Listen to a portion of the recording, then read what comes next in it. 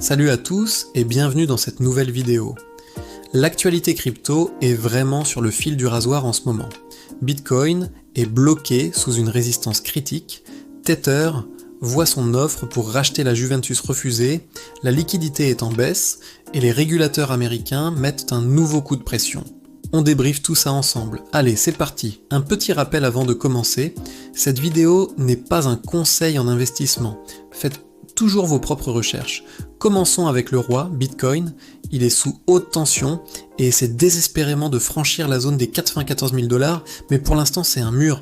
Techniquement, on observe toujours des creux de plus en plus hauts, ce qui veut dire que la structure de fond reste haussière. Mais attention, si on casse cette dynamique, ce serait un signal négatif à très court terme. Les niveaux à surveiller sont donc clairs. La résistance majeure à 94 000 $ et une zone de support solide entre 88 000 et 90 000 $. Si on repasse sous les 85 000, là, ça commencerait à sentir mauvais. Le marché a clairement besoin d'un déclencheur, d'une nouvelle forte pour choisir une direction. Deuxième point crucial, alerte sur la liquidité. Un nouvel indicateur vient de passer au rouge, les flux inter-exchange. En clair, cela signifie qu'il y a moins de Bitcoin qui circulent entre les différentes plateformes d'échange. Qui dit moins de liquidité dit potentiellement plus de volatilité. C'est souvent le signe d'une pause ou d'une petite correction à venir. Ça ne veut pas dire que le bull run est terminé, loin de là, mais c'est un signal à prendre au sérieux pour les prochains jours. On pourrait voir des mouvements de prix plus brusques. Passons maintenant à une nouvelle assez surprenante. Tether est le club de foot de la Juventus. C'est maintenant officiel, l'offre de rachat de Tether a été rejetée par l'actionnaire majoritaire du club. Mais ne vous y trompez pas, cela ne signifie pas que Tether abandonne le monde du sport. Leur stratégie pour intégrer le Web3, la tokenisation et l'engagement des fans continue à plein régime. Cette tentative nous montre surtout que Tether a des ambitions qui vont bien au-delà des stablecoins. Il se positionne comme un acteur global majeur. Autre signal qui montre que le marché est en phase d'attente. Les volumes de transactions au comptant, les volumes spot ont chuté de plus de 60%. On peut interpréter ça de deux manières. Soit le marché souffle un peu après la forte hausse qu'on a connue, ce qui serait sain, soit c'est le calme avant la prochaine tempête, une nouvelle impulsion haussière.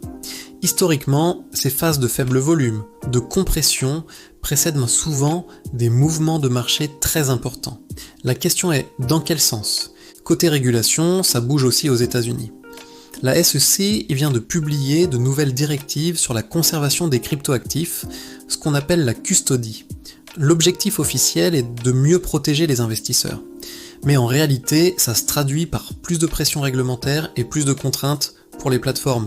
Le bon côté, c'est que ça apporte aussi plus de clarté pour les acteurs institutionnels. C'est une étape de plus, un peu douloureuse mais nécessaire, vers une adoption de la crypto par les grandes institutions financières. Un petit mot sur Ethereum. On observe un signal intéressant, le prix de l'ETH se rapproche du prix d'achat moyen des plus gros portefeuilles, les whales. Si ce niveau tient, il pourrait agir comme un support très solide et devenir une zone d'accumulation. On sait qu'Ethereum est un peu en retard sur Bitcoin ces derniers temps, mais il pourrait bien rattraper son retard si le marché global repart à la hausse. On ne peut pas faire un point marché sans parler de Solana. L'écosystème prépare déjà son grand événement, Breakpoint 2025, avec plusieurs annonces majeures attendues. Solana continue d'attirer les développeurs et les capitaux et s'impose de plus en plus comme l'un des écosystèmes les plus dynamiques du moment. C'est un projet à surveiller de très très près et enfin terminons sur une note très positive concernant l'adoption institutionnelle. L'un des plus gros gestionnaires d'actifs du Brésil recommande maintenant une exposition allant jusqu'à 3% de son portefeuille en Bitcoin. Le message est « on ne peut plus clair ».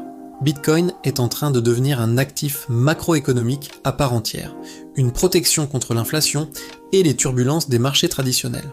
L'adoption par les institutions se poursuit, même si elle fait moins de bruit en ce moment. Pour résumer, le marché est sous pression à court terme, mais la structure de fond reste positive. On a moins de liquidités et plus de régulation, mais en parallèle, l'adoption institutionnelle continue de grandir. Le prochain grand mouvement de Bitcoin pourrait être violent, alors restez prudents et bien informé. Voilà pour le tour d'horizon d'aujourd'hui. Dites-moi en commentaire quelle crypto vous aimeriez que j'analyse dans la prochaine vidéo. N'oubliez pas de liker et de vous abonner pour ne rien manquer. Merci à tous et à très bientôt